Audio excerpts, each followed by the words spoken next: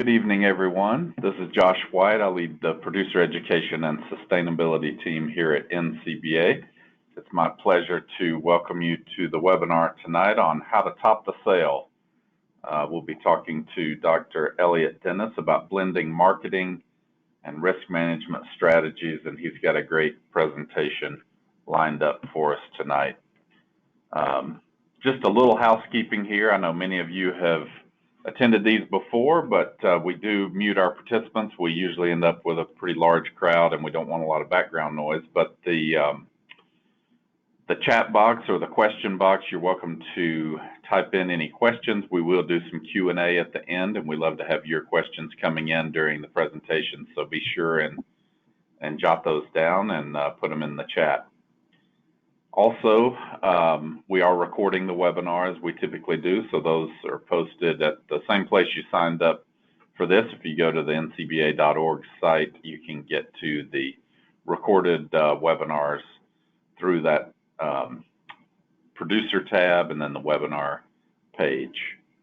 And there's a whole catalog there, so help yourself. A lot of good content from the past few years, so I encourage you to check that out. Also, if you're having trouble with audio or tech or anything's not working quite right for you tonight, you can still access that recording. So we'll have that up in just a few days. Well, without further ado, I want to do a quick introduction here. Dr. Elliot Dennis is an assistant professor of livestock marketing and risk management in the Department of Agricultural Economics at the University of Nebraska, Lincoln. He has a research and extension appointment. Thankfully, the extension appointment lets him visit with us tonight. He holds affiliations with the Center for Agricultural Profitability and the National Institute of Antimicrobial Resistance Research and Education. He focuses on understanding and explaining livestock marketing, animal health production practices, and risk management tools. Dr. Dennis holds a doctorate in Ag Econ from Kansas State University, a master's in applied economics from Utah State, and a master's of agribusiness from the Royal Agricultural University in the UK. And prior to academia, he worked in some investment, entrepreneurial, and venture capitalist ventures that were related to the agricultural sector. Currently lives in Lincoln, Nebraska. So, Dr. Dennis, we're going to hand it over to you. Yeah, thanks for having me today, and I'm glad to be here, and always great to be a part of the stuff that you put on. And when Michaela reached out to me, I was really excited about this opportunity because risk management is something I've been passionate about for about 10 years, and really see the value in blending some of the ways that we sell cattle as well with some price risk management strategies. And so today we're going to just be going briefly over some of those, what they are, how we can combine those two. And really you can think of this as a complementary tool set to what you guys already do. I always like to start here because this is ultimately what we're trying to do. We're trying to maximize net profit.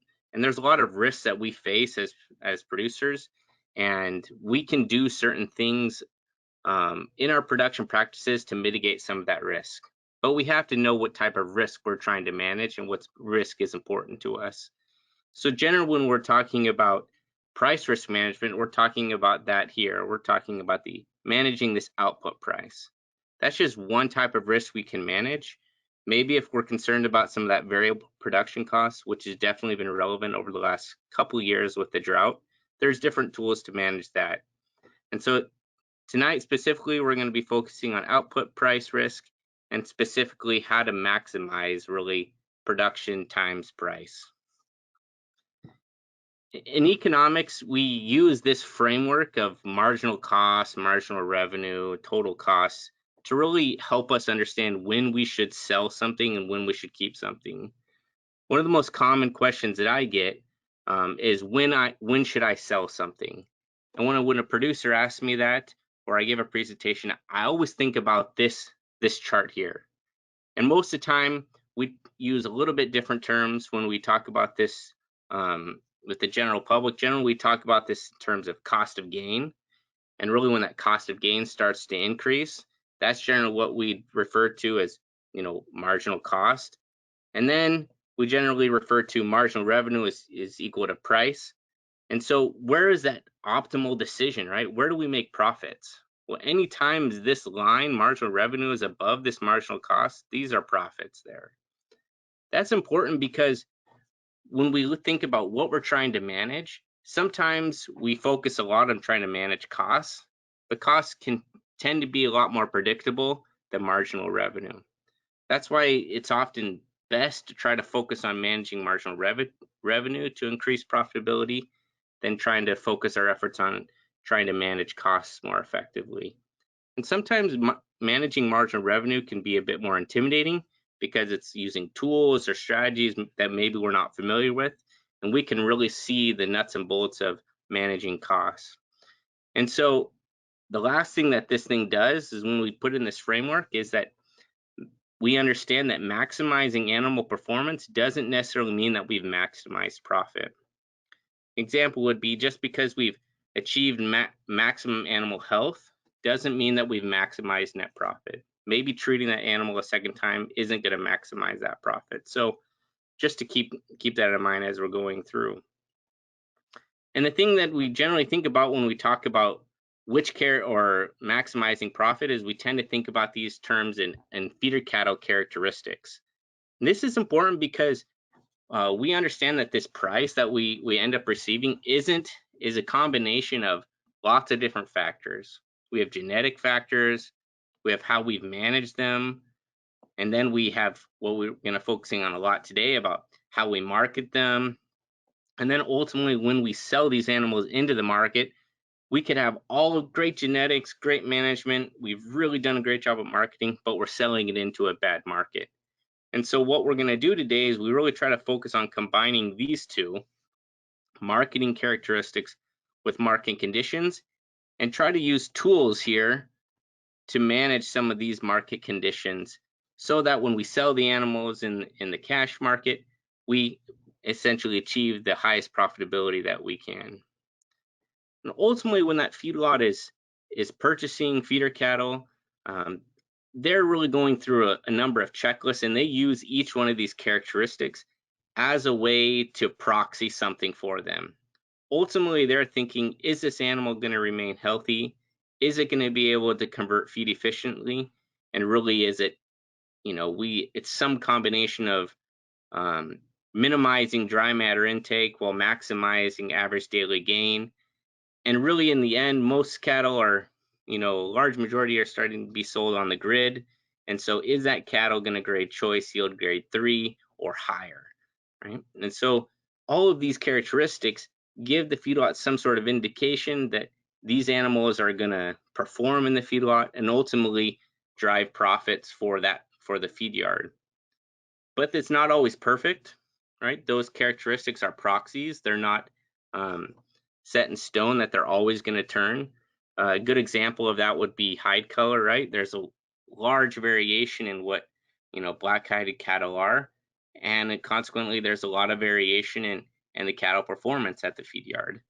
And so there is some recent movements, and I should say growing movement towards actually using genetic information to price cattle rather than these proxies when we're trying to get back down to animal performance.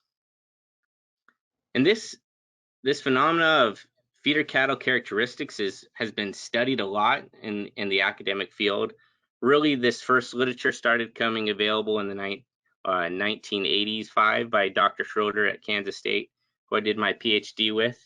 And really, it's expanded to look at different states, different cattle types, and more recently, really since 2004, value-added programs. And if you're interested in a particular state and in particular characteristics, feel free to reach out to me after the webinar, and happy to give you the exact estimates on what those characteristics are and how much they're valuing or discounting some of those characteristics that in the market or region that you might be in. But overall, there's been 4 pretty much strong consensus, which anyone here on the webinar I'm sure is no surprise. First, hide color matters. And it matters not because the cattle necessarily are better than the other, and in some cases they are, but because there's a strong premium at the packing plant for black-hided cattle. That's one of the biggest um, difficulties in non-black-hided cattle breeds to overcoming and getting a stronghold is that there's just a strong premium at the packing plant to raise black-hided cattle.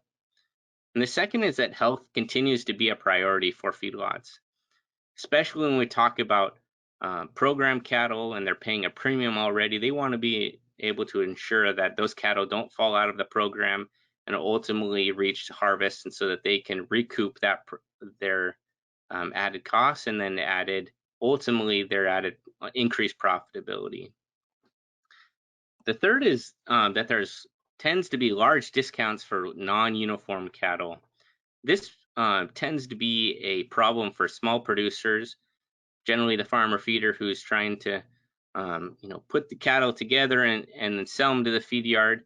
And that's because a lot of times these cattle, or as they're calving, are not, are calving at different times. And so really trying to tighten up that calving window to produce a uniform set of cattle. And then if we can't put them in lot loads, trying to work with a neighbor or another producer who has a similar kind of management program to really try to group these cattle together and then sell them, because the discounts we'd receive for non-uniform cattle or non-lot load cattle are so large that there's really is an economic benefit of trying to make sure we have a management program to avoid those discounts. And the last one is that the emergence of value-added programs has really dramatically changed the market. And it's changed it because we've generally thought about cattle as commercial cattle or as just a commodity, but these value-added programs really make a difference because they differentiate the cattle that you would sell towards another person. And if we tie the or we choose the right value-added program that's connected to what consumers are actually willing to pay at the retail store, these value-added programs tend to be very stable. And this is just a little open invitation. You can actually replicate these studies for your own cattle, so you can actually figure out what is the exact dollars per hundredweight that your cattle receive for these different types of attributes that they have. If you can calculate this yourself for your own operation if you've collected the data. If this is something that you would like to do, but maybe you don't have the time, or maybe it's a little bit daunting, I'm more than happy to try to calculate this for you. And once again, you can reach out to me after the meeting, and we can set up a time to meet. There's large literature over the last 3 to 4 years. I've published quite a few articles on this, done a couple webinars on value-added characteristics, and this is just more for your reference if you want to go back and look at some of those where I provide a few more details about specific attributes. Feel free to click on any of those links, and the slides will be emailed out to you after the meeting. And this gives you an idea, and a couple of researchers have really tried to show that where are these value-added characteristics and how much do they pay. One of the greatest indicators we have of value-added characteristics comes from video auction data. And it's not that value-added characteristics don't go through the traditional local livestock markets, but that information is not collected on a systematic basis. Although there is efforts by USDA AMS to expand their market reports and to provide some of this data in the future, but currently it's not available on a wide scale. And so this was looking at premiums, and what I really wanted to show you here is that these values really change over time. If we look at from 2004 to all the way to the end of the time period, it doesn't change. That premium is not consistent over time. It just like cattle characteristics, the value of them change over time, so do the value-added programs. And particularly that value-added program really depends on the type of management strategy you want to use. A good example is this natural program, right? So if we're a traditional cow-calf operation that's gonna wean and then sell, or let's say wean in the spring and sell in the fall, and that's our strategy, we don't have the ability to retain and sell as yearlings. Well, that premium we're going to get for selling that natural cattle, on average, using this data, is about 1% above the base price. Now, if we go into, and if we have the ability to sell them as yearlings, it's actually 2.8 or 2.7% of the base price. So both nominally and as a percentage of the base price, it is much larger to actually sell for natural cattle as yearlings than as calves. 2 points here to make on this. The first is that we need to, when we think about doing a value-added program, we need to make sure that we're matching the value-added program with our management strategy, so that we can maximize the benefit of that value-added program. And the primary reason why we see that difference is the natural program is on hormones, no antibiotics, and we know that for cattle or feedlots placing cattle into feed yards, most of that bovine respiratory disease, or BRD, happens in lightweight cattle, and heavier cattle are at much lower risk to contract BRD.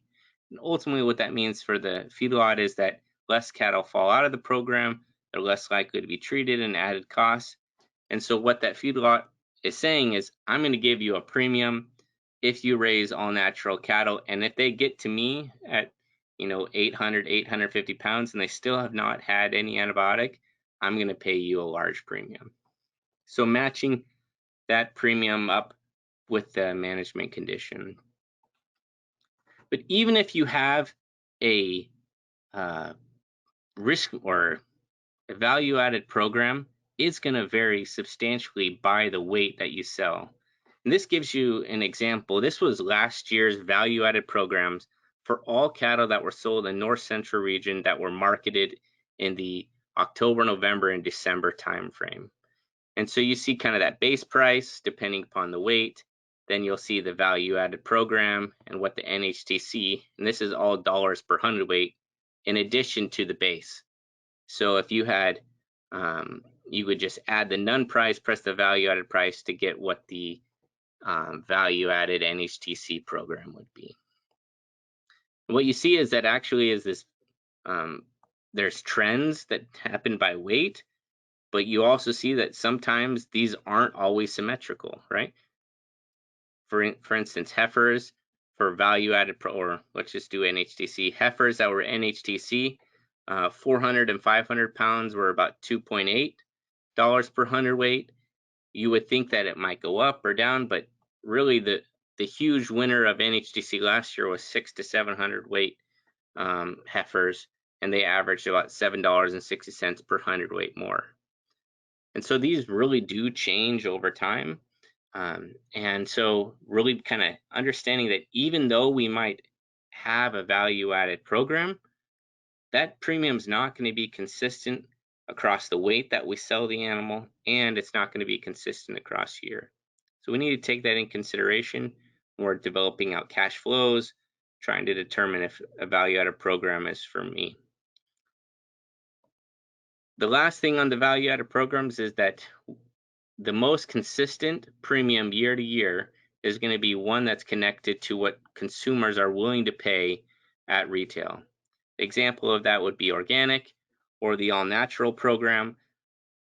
There is some desire to try to certify, cruelty-free or improved animal welfare, or even now with some carbon neutral. There's still not a lot of evidence that consumers are willing to pay for those types of product. And so while it might be a good opportunity to continue to expand that portfolio, that premium might not be as consistent over time.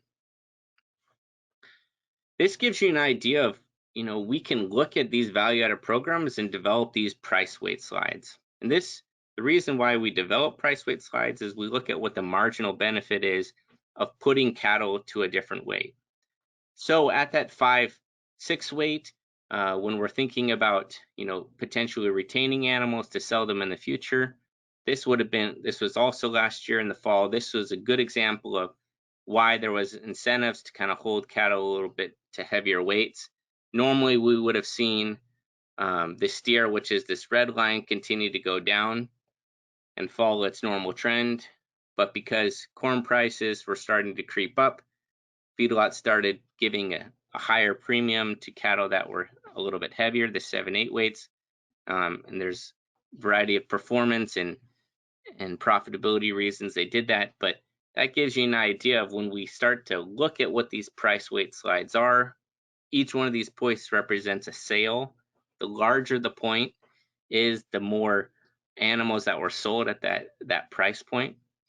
And so we started to see that, both really, there was this real shift about 600, 650 pound range. We started to see a large premium go towards those heavier animals. So each one of these years, as we start to think about when we should sell, whether we have the flexibility to keep cattle in the future, just think, let's put out a price weight slide. What is the market premiums? Are there abilities to retain cattle if I have that flexibility? And that allows us to then use that market information to make an informed decision about whether we should retain cattle or not, put on additional weight, rather than that decision becoming, I've got some flexibility, or I've got some more time, or even I got some hay sitting around, so I might as well just put on a little bit more weight. Putting on weight doesn't always necessarily mean more profitability.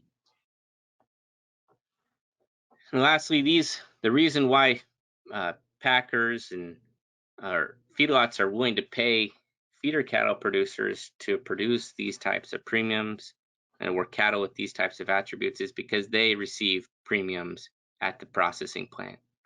This gives you an idea between 2017 and 2020 what that premium for all natural and NHTC cattle were relative to what those premiums were for the traditional quality grade prime, choice, select, and CAB.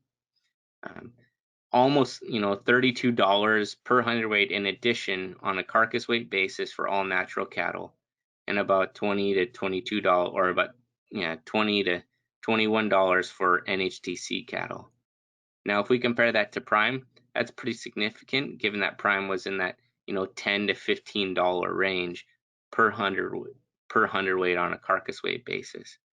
So developing these cattle do have economic incentives for feedlots to do so. And like I said, ultimately that comes down to the producer. They're willing to pay for this at retail.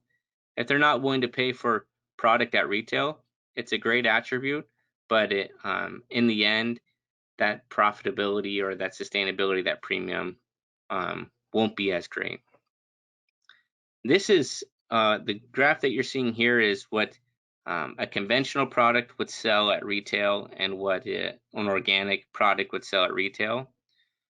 And I bring this up because when carcass is graded at as NHTC or all natural, the value added characteristic for the processing plant is in the steaks, because the trim and all of that stuff gets really put generally into a big vat and combined with conventional cattle.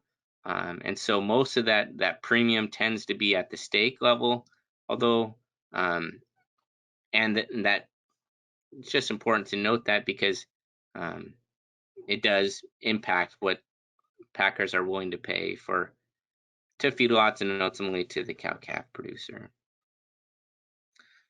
So then how do we take these marketing decisions, say we're going to sell in the future time after we've weaned, and how do we try to protect some of that output price risk that we're referring? So we develop all these characteristics. Let's combine it with some price risk protection, and recognize that there is a lot of ways that we can do this. This way of pricing is really common in the grain markets. A lot of grain that's ultimately delivered in December is priced before December.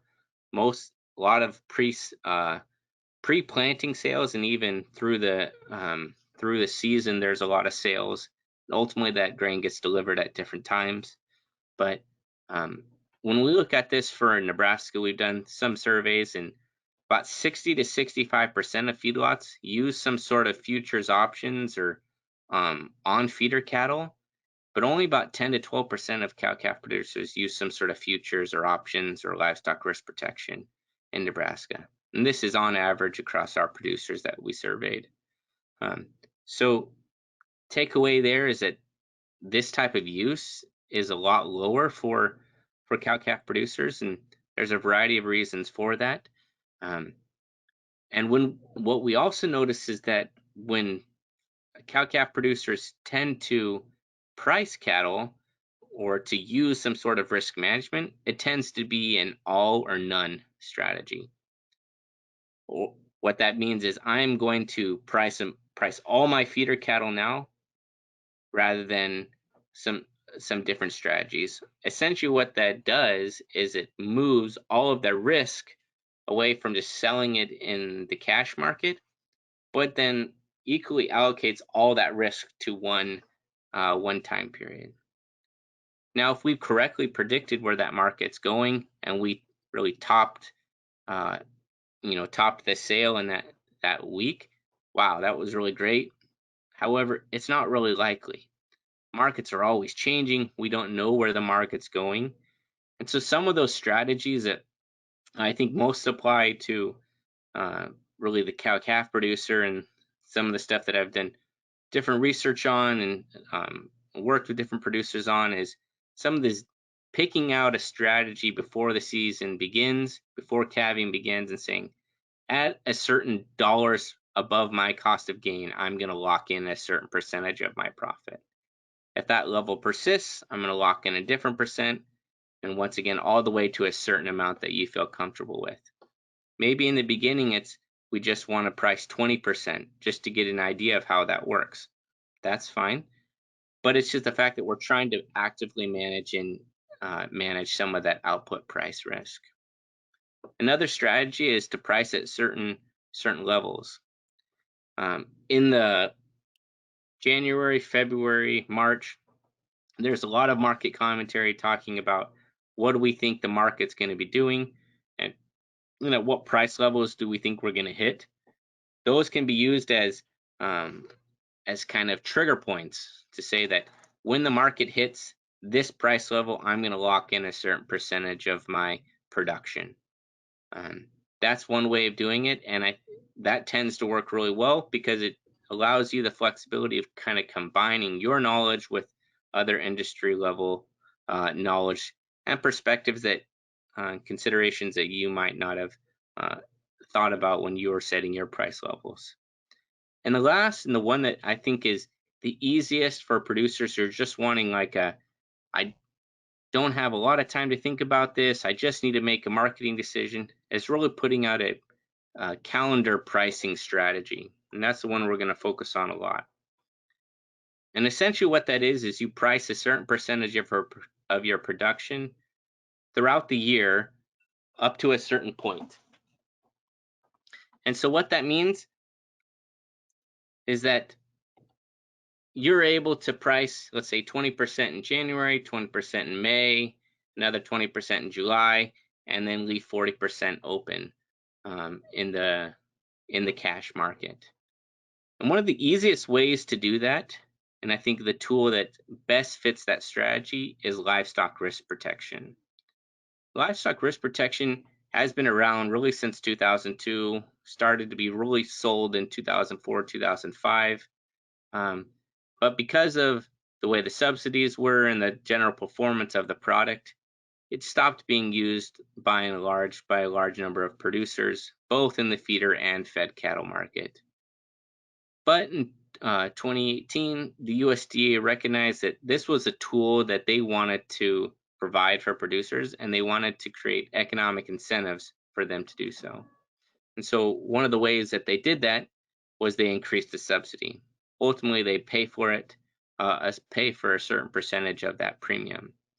And ultimately, what the LRP does is it sets a price floor.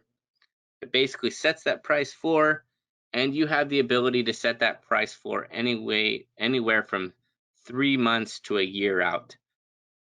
You set that price floor, but you still sell the cattle in the cash market.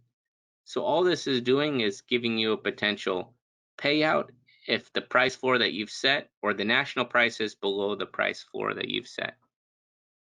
Another benefit of this is that you can choose to price at or below the CME futures price on any day.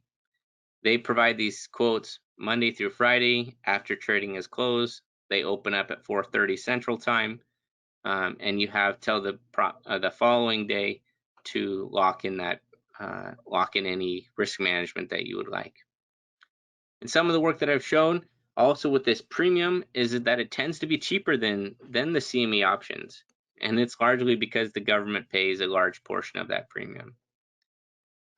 This can be sold by most large marketing firms are starting to sell this, but it's traditionally sold by anyone who holds an insurance contract or insurance license. The person, if you have crop insurance, your crop insurance agent may or may not sell this product.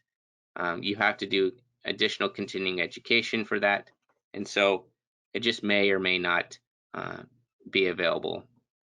So look around, talk to other producers, and I'd be interested to see if producers have had experience with this. One of the reasons why we're going to use it today is that it allows you to sell cattle 60 days prior to expiring. This gives you that flexibility and choosing that appropriate marketing window, and specifically because it allows you to market a certain percentage of that of your operation's supply. And so really is very flexible for the cow-calf producer, and the limits are such that most cow-calf producers are not going to max out on their yearly limits. And then this is just a figure to show that how that would work, right? If you set a hedge, you fix that price in. If you sell cash, well, you get all the benefit if it goes above where the futures was trading at, but you also take all the risk if it's below where the futures were trading at. So what you do is you can exchange, you pay a premium, and that premium allows you to benefit by taking a floor and then benefit from all the upward movements in the market. So let's use livestock risk protection and see how these pricing mechanisms would compare. So what I did is I just chose a representative operation, 91 head steer, or 91 head, selling 91 head of steer feeder cattle. And they're going to be targeting around 550 head.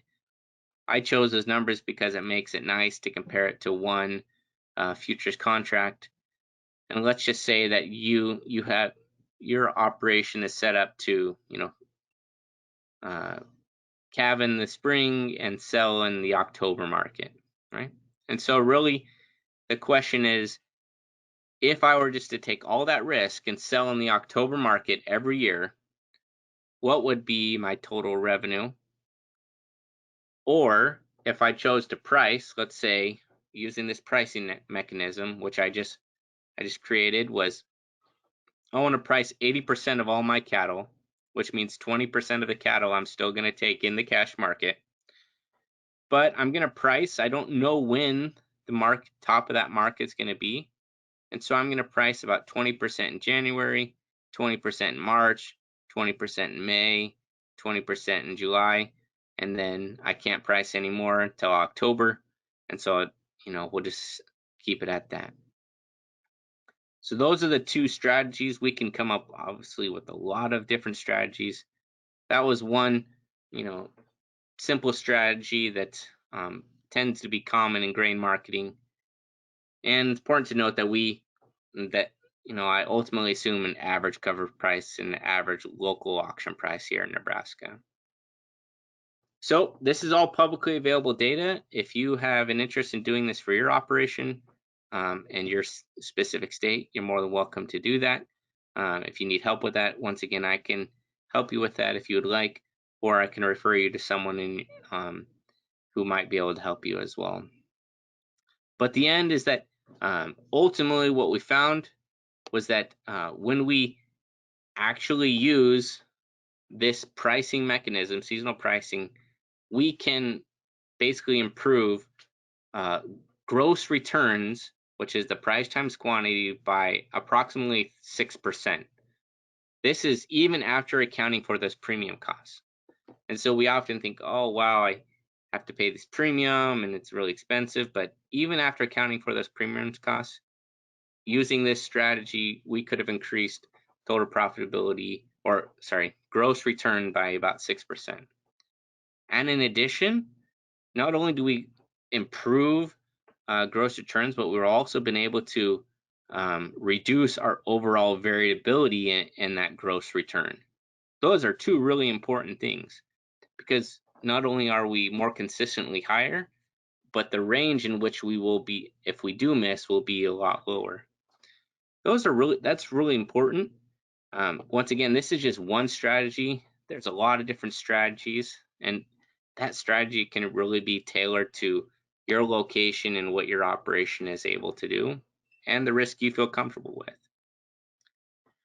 Another benefit of using livestock risk protection is that it does allow you to convert any of those LRP floor prices into a fixed price by taking out a futures contract.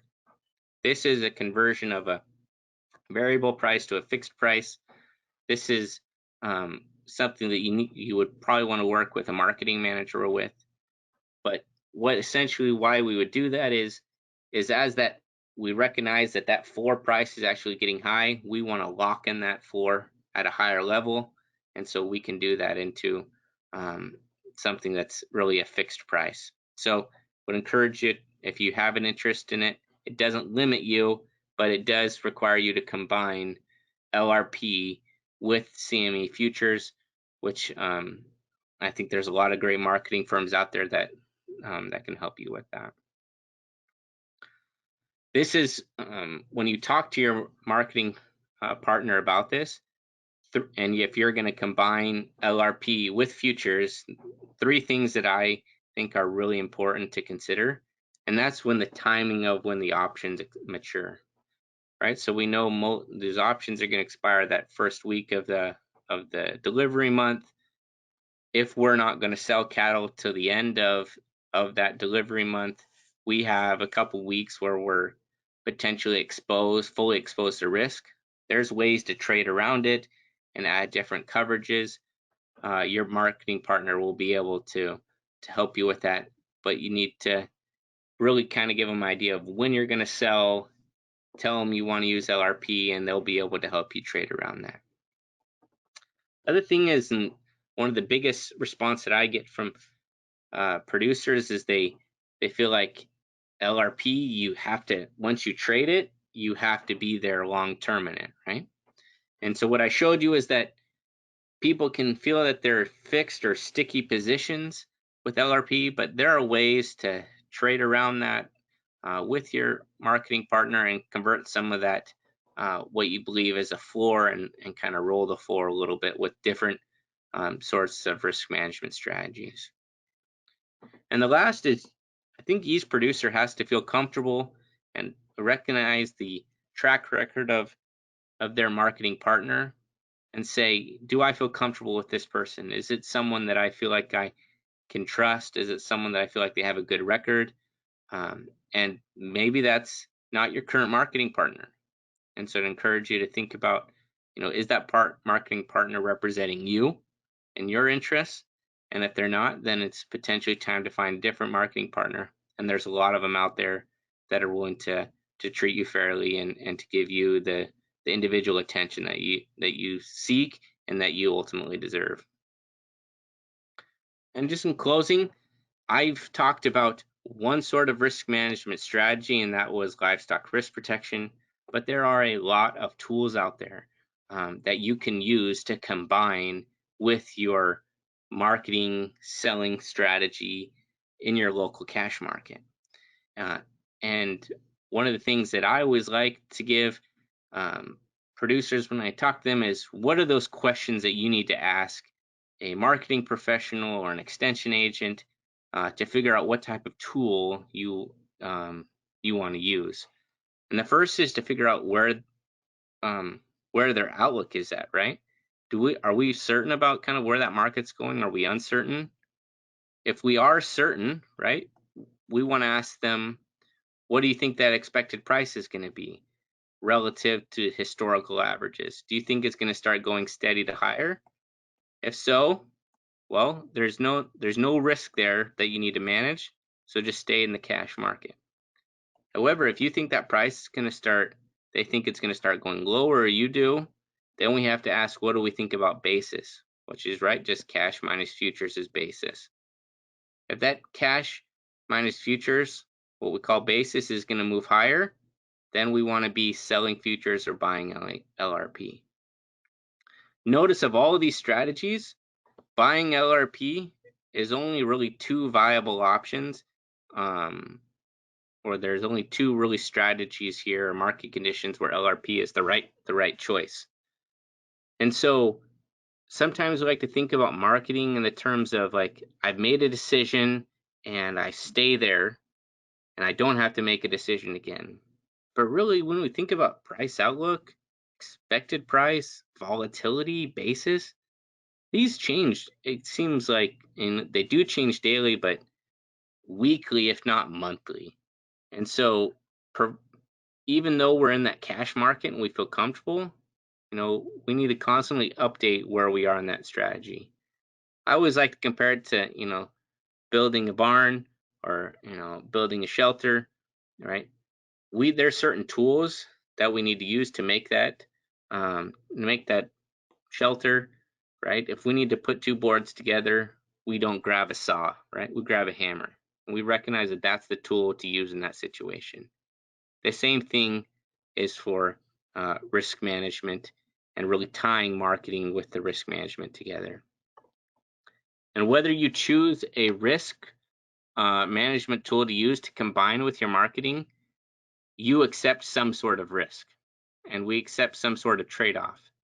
That trade-off is generally in the terms of what we have on the upside of the price and who's bearing that risk, right? So if we're in the cash market, right, we are fully taking all that risk. If prices go up, we bear all the risk. If prices go down, we bear all of that risk as well. On the flip side, we can do a private contract. This is something to think of like direct sales or video auctions, and this is where it locks in all of it at one time. So just recognize that no matter what we do, even if it's nothing, we're taking on risk, and or potentially passing it off to someone else. And when we pass it off, they have to be paid to take on that risk, and that's why we have to generally pay a premium. I hope this has been helpful or informative. I'm always open for comments, questions, and suggestions. And once again, those conditions of, if you wanted me to look at your data and help you estimate some of those things, or just you want some specific details for your operation or your region, I'm more than happy to do so. And with that, I'll open it up for questions and turn it back to you. Thanks, Dr. Dennis. That was very interesting, great examples. And I'm going to pull my screen back up here really quickly just to let folks know we do have a fairly new risk management hub, I would call it, a landing spot with a lot of information and link outs to great information, just like Dr. Dennis shared, but also from some of our other really solid ag econ centers at different land grant universities. And again, thanks to NEFA for the grant that has helped us extend more of this information to more producers. It's been a great partnership over the last year and a half or so. I know we've had a lot of stellar presentations around the country at our Cattlemen's College, at several of our live events. So a lot of fun to get out with folks and hear their questions. You can also scan the QR code there to take a quick survey about risk management, just to help us deliver better content in the future and meet your needs. And we can share that with some of our partners that deliver this content day in and day out. We do have a few questions coming in. I guess I may hand you back the slides here shortly, so be on the ready, Dr. Dennis. But one of the questions is around you. You mentioned calendaring a percentage of the I guess of the calf crop that you would put under LRP, maybe do 20% 3 different times or 4 different times through the production cycle. Would you say that there's more value in putting those calves under risk management earlier, or how do you factor in the fact that there's more time for more variability? I guess there's potentially an equal opportunity for upside or downside the further out you are, but how should a producer think about that when thinking through that calendar process? Yeah, that's a really great question, and I think it's important to know kind of what that local pricing tends to be. Generally, what we see on average, of course, is that where there is less certainty, there's higher opportunities for profitability and for choosing a lower price. So the example would be when the cattle inventory report comes out, we have a pretty good idea of herd retention, so we have a pretty good idea on calf crop. And definitely by that July, when we get herd numbers again from USDA, we have a really good feel on where the feeder cattle supply is going to be, and ultimately what the market placements are going to be into feed yards.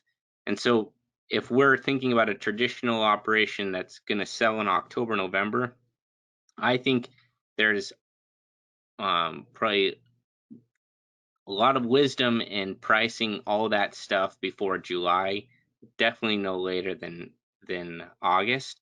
And the reason why is because most of that information we already know. Yeah, there can be some short movements, but that tends to be more in the form of corn movements than it has to do with the underlying fundamentals in the market. Really, that's just pushing cattle to a different marketing year. So if you're thinking about calendaring, definitely what I've seen is before July or August, and then we really don't know. And so what I shared with you was specific to Nebraska. If you're in a different state, we can, put that one of those programs together and say maybe we front load some of that, or and maybe 40-50% in July in January and February, and then we provide some opportunities in say March or April. So what I try to show is that oftentimes we don't know where that top is going to be, and so the more we can spread it out through time, the better. Using LRP, it used not to be really possible to do that because the offerings were not as plentiful as they are now. This is definitely a viable strategy across all marketing months and all marketing windows, regardless of when you sell those animals. Yeah, the changes that have been made to LRP, I think, to your point, are making it a much more usable tool. Absolutely. Several other questions that I guess I would call more management decision type questions, and maybe while I ask these, you can be thinking about, we think of LRP or maybe hedging and doing some other practices as traditional risk management, but for cow-calf guys who have a lot more decisions to make in their overall management, what are some decisions they can make? Maybe it's related to inventory or breeding or different things that can help them manage risk. The specific question we have here is really around decisions on how to handle those calves, whether or not you showed the slide about the premiums to natural and NHTC. Any guidance on helping producers make those kind of decisions? And that data showed a pretty strong premium, but obviously you give away some performance. So what's a good way to evaluate that decision from an economic perspective? Absolutely, yeah. You're absolutely right. You do give up a little bit of performance, and then there's obviously that health risk, right, of the cattle getting sick, and you've um, now given up the health performance, and now they've dropped out of the program. The way that I've seen that risk be managed the best is through contracts. So these are production contracts and direct sale contracts with a feedlot or with a stockyard operation. Um, these contracts have gotten a lot of negativity. If we've been following a lot of this stuff about negotiate cash markets, but there is a role for contracts, and it's particularly in these types of value-added programs where we're putting a lot of additional cost into producing these animals, and a lot of ways to get around some of that variability and what that profit is to put the contract. What the contract essentially would do is that it would be on a set price, and it generally flexes on some sort of national index. Um, and what that means is that you're never going to get the top, but it also means that you're never going to get the bottom. So it's stables out some of that variation. I think that's really the first step when we think about think about like management risks. There's different ways we can kind of combine cattle to reduce some of the marketing risk where we're getting discounts on tens of cattle that we put through the local auction. And happy to expand on that more. Sure. No, that's a great call out to that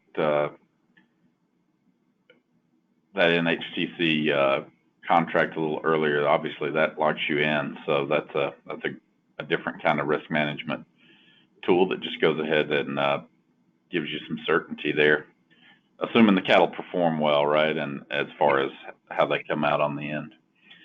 Yeah, and you think What would that price weight slide is really important, and settling on that price weight slide if you're going to use some sort of production contract, because that will tell you a lot about how they value that production contract. And price weight slides are not created equal. And so you have to be very shrewd about how um, you set that price weight slide and be really understand what are the consequences if you under or overperform. Another question here related to, again, more of a management practice, but an interesting position. What do you think, especially we've seen so many cows being sold off due to drought nationwide? I know some areas are doing a lot better than others, but what do you think with the cow numbers going down? Can a producer think about retaining just the heifers a little longer and making a decision later at a heavier weight, whether or not to put those back in as replacements or sell them as breds, potentially even to capture some additional value? Or, what do you think about that? Go ahead and take the steers to market, which takes advantage of a price at that point in time, and then maybe stretch the heifers out a little longer and keep an eye on the market versus retain and breed and either sell or keep.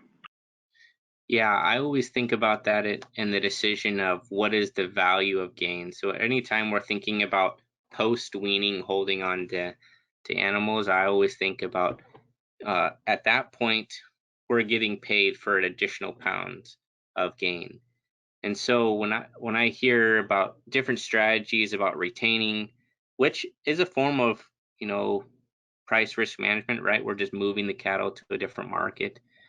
I would always encourage producers to calculate the value of gain. There's a lot of calculators out there that will do this for you. You don't actually have to do this by hand. I think Beef Basis is a really simple calculator that's easy to use and understands, and gives you a few options on how to understand, well, if I sell them a little bit earlier or later.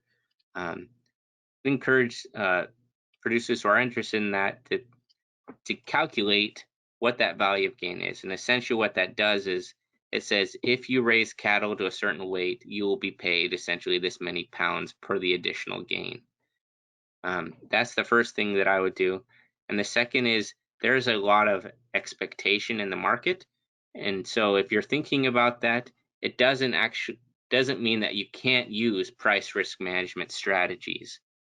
And so all the LRP does, for example, is that it says cattle cannot be sold until 60 days prior to this date.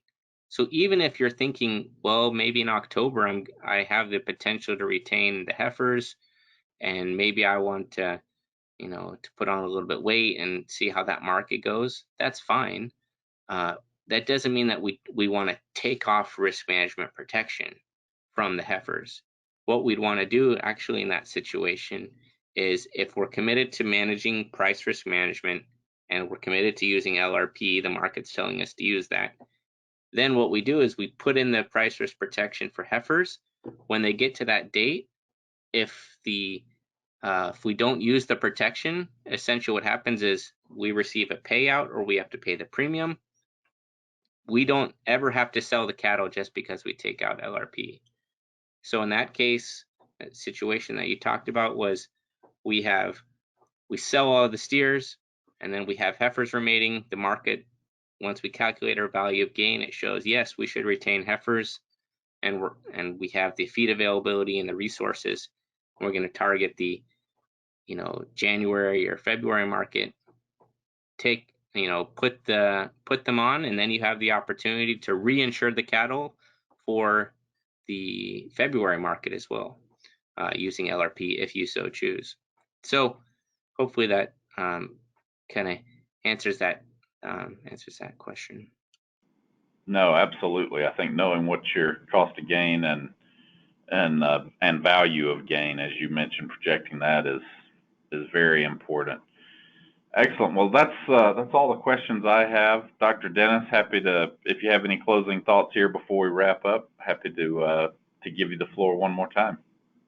Yeah, thank you. I'd just like to reiterate that I'm more than happy to look at some of the pricing data that you have for your operation. If you want to figure out what the premiums and discounts you're receiving for your operation, or if you just want to talk through some just pricing strategies, I'm always more than happy to do that. And once again, we'll provide the slides. If there's questions after you look through the slides, I provided my contact information. Once again, always happy to help, and hope to meet some of you in person at NCBA. Thanks a lot, and thanks everyone for joining, and have a wonderful night.